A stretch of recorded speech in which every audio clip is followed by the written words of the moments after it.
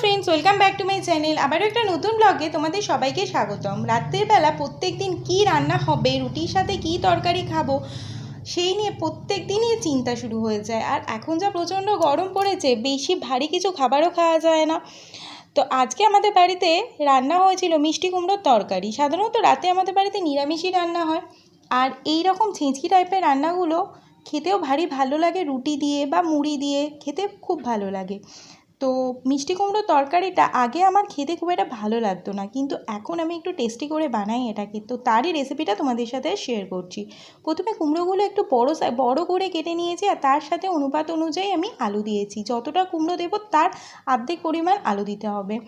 আমি সাইজে একটু বড় কেটেছি। তোমরা যদি কোনো খোলায় কড়াতে বা প্যানেতে করো তাহলে সেই ক্ষেত্রে একটু মিডিয়াম সাইজের কাটবে। আমি কুকারে দিয়েছি তাড়াতাড়ি সেদ্ধ হবার জন্য। তো তেল দিয়েছি, তাতে ফোড়ন দিয়েছি তোমার 5 ফোড়ন আর শুকনো লঙ্কার, আর তার মধ্যে দিয়ে দিলাম এই কুমড়ো আর আলুগুলো। একটুখানি পরিমাণ ভেজে নিতে হবে এটাকে। ভাজাটা খুব বেশি দরকার, কারণ আমি এই কুমড়োর তরকারিতে সেভাবে জল দেবো না। যেহেতু আমি কুকারে করছি একটু সামান্য জল দেবো। তোমরা যারা কড়াই করবে জল না দিলেও চলবে।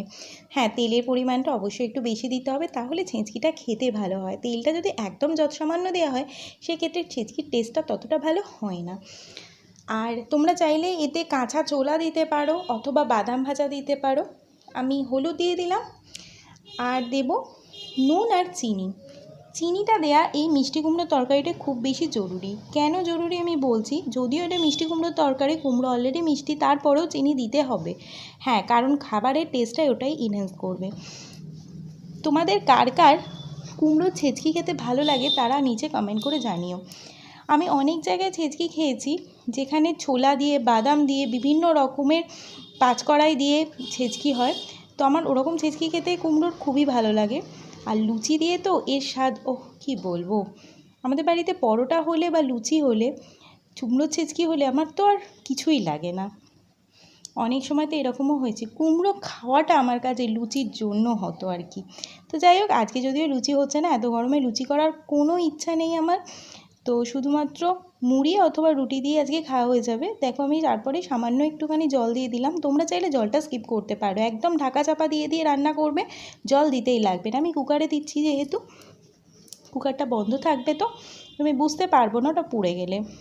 তো আমি এটাকে গ্যাসটাকে একদম সিম করে দেব, আর 2টো সিটি ওটা অবধি আমি একদম ওয়েট করব। 2টো সিটি, হ্যাঁ সিম অবস্থাতে আমি 2টো সিটি উঠতে দেবো, অথবা একটা সিটি উঠবে তারপরে ফসফস করবে, আমি নামিয়ে দেবো।